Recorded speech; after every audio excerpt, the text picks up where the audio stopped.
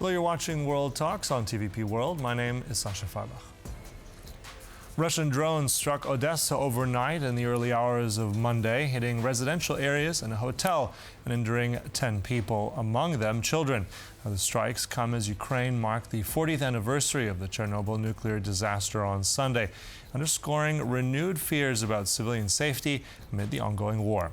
For more, we're now joined by Rudik, Ukrainian MP from the Voice Party. Good to have you with us again. Hello, Sasha, and thank you so much for having me. I want to start with the latest. I mean, it's not only that we've had these recent attacks just now this morning, overnight attacks, which seem to have targeted hotels, houses, residential areas. We've also had, unfortunately, deaths on Sunday during the mark of the Chernobyl disaster. Tell us about the latest and any sort of pattern or, let's say, the update of those recent attacks. The terrifying thing is that these attacks became the new normal for the world. And though we are reporting the amount of deaths and the number of injured people, it is the statistics that is not making enough influence on the democratic countries, on the United States, to change the course of actions. 3 days ago, Russia has attacked the city of Dnipro, where they have used the tactics when they make one hit of the residential building with the missile, then they're waiting until the emergency services arrive, then they make a second hit, and in an hour or so, the third hit to the same place to injure as many people as possible. And so that right now the total toll is 41 people in the hospital and at least 9 people dead. So these things repeat themselves, and at the beginning of the full-scale invasion, Russia tried at least to cover it somehow and say that they were targeting military factories or some military stations. Right now, they are not even trying to make any excuse. They are deliberately targeting civilians, creating havoc and terror, killing people in the light of the day, and continue the war. And this is something that is very hard to absorb, because when we continue appealing to the democratic leaders, to President Trump and his surrounding, we do not hear appalling as it was before, especially after the recent statements by President Trump that Ukraine again started the war themselves. Mm-hmm. But at the same time, as you said, I mean, this has unfortunately become a new norm. We've still seen the civilian attacks, but we've also seen a resilient Ukraine. I just want to also get your sense. We're also marking not just Chernobyl, but also 4 years of the Ramstein Contact Group, now called the Ukraine Contact Group, Ramstein. 4 years of that, the kind of aid that's come through there. Tell us how significant that has been and how much that continues to be for Ukraine. So the Ramstein Group, that was basically the analog of NATO, but not NATO, and was gathering together to figure out a way how to support Ukraine, was vital, and one of the reasons why Ukraine is still standing and why people are still able to defend ourselves. It is critical because the amount of help that was coming through this Ramstein Group, that is right now called Ukraine Group, was timely, was something that Ukraine needed, and was really a place where Ukraine was able to issue the requests on the concrete weapons and supplies that we needed, and then for everybody to hear and then receive it. This is a moment to say again and again and reiterate of how grateful we are to all the countries that are still standing with us, who are supporting us, who have gone with us through this long path from first not believing that certain things are possible, then from trusting us that we know what we are doing, and then with working together as one team to defend Europe, to stand against Russian aggressor. Sasha, do you remember how at the beginning of full-scale invasion, we had to explain for the weapons that we need, and what we were given were like helmets and perhaps short-range weapons. And then we were over and over explaining the needs of the battlefield, fighting through the distrust for the tanks, for the different weapons, for the long-range weapons, for the Patriot missile systems, for the fighter jets.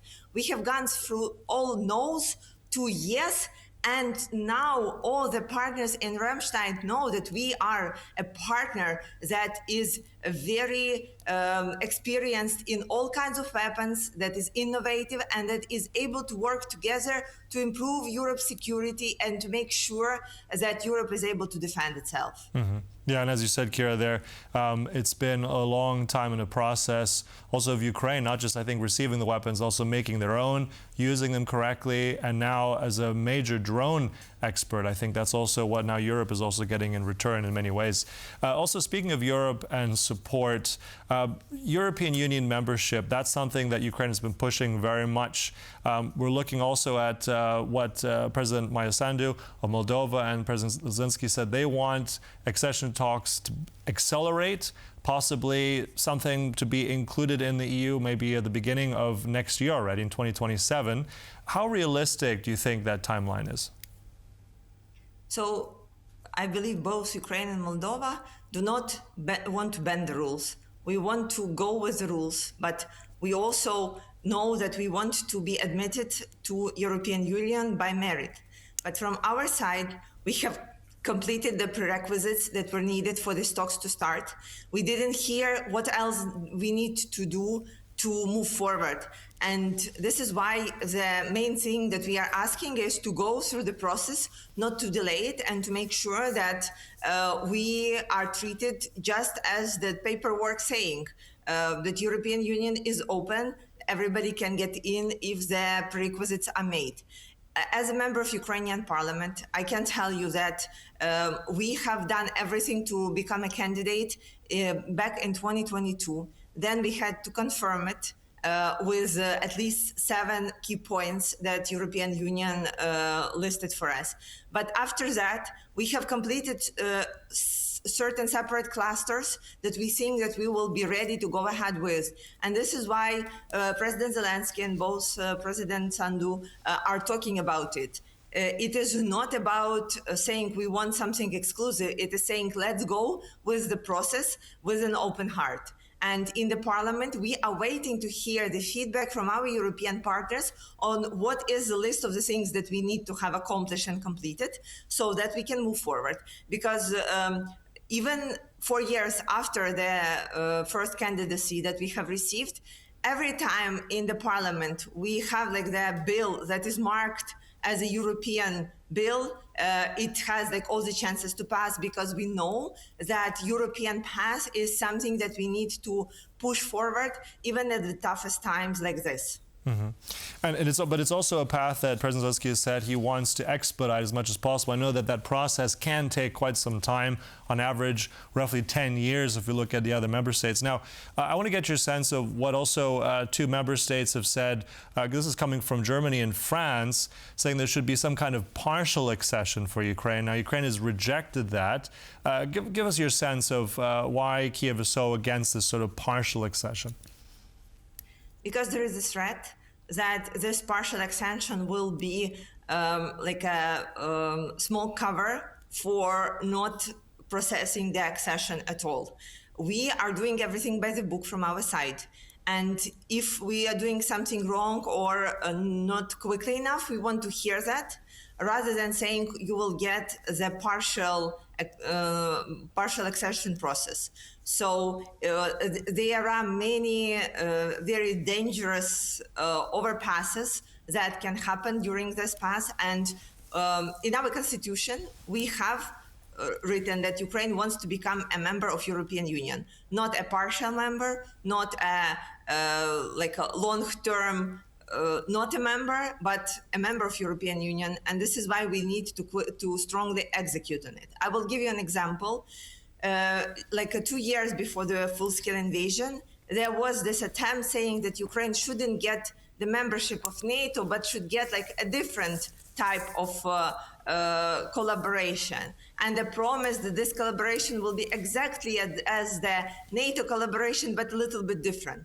And you see how bad it worked for us. So right now, I think there should not be any diversions from the direction of getting straightforward by the rules accession process to the European Union.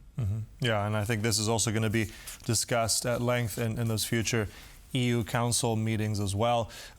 Also going to get your sense, if we go back to military matters for a moment, Kira, if we go now to Africa, to Mali, now this is a place which has seen the presence for a while now of the Russian Africa Corps. We know them as Wagner, and now apparently because of some fighting there, they've been pushed back, in some ways retreating. Some might call that a tactical movement, but just give us your sense of what this means. Russian forces in Mali, in the Sahel, where they've been very present on the retreat. What does that say, if anything, to us? So we need to be very mindful of that. The main export of Russia is fear. They have been feeding the world starting, I think, 19th century, that Russia is invincible, that Russia is this great empire, and they were using these tactics to confirm the narrative. They are working with different, really different regimes throughout the world. Usually these are authoritarian regimes that are against humanity. Their main allies right now still are China, North Korea, Belarus, and they are obviously hoping the regimes in Africa. However, we already can see that Russia is spread too thin. Some of their allies have fallen over the last years, for example, Syrian leader or Maduro in Venezuela. And so right now it's getting harder for them to sustain this strategy that they used to have. So in the future, we will see more Russian troops, more Russian organizations failing in Africa and in many other places because they simply have to be pulled back. Putin is trying to get more people to the front line because we intensified our fighting back, and they will be pulling their resources, both for people and for the money and for many other strategic items that will allow them to sustain the war for a long time. Mm-hmm. Just really quick, just one final sentence. I know we marked in the world, and Ukraine marked Chernobyl on Sunday, 40 years after that disaster. What kind of meaning does it have for Ukrainians today, and the parallels also if we're looking at the attacks by Russia on nuclear facilities in Zaporizhia?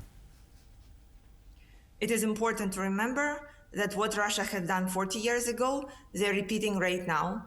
The nuclear threat is real, and not a threat of the nuclear bombarding, but a threat of Russia launching a drone to any of the nuclear stations, and also Russia taking control of the Zaporizhia nuclear facility, which is one of the largest in Europe. And this threat is real every single day, and we are calling for our partners to continue pressure on Russia to be mindful about it and to allow international spectators to the station.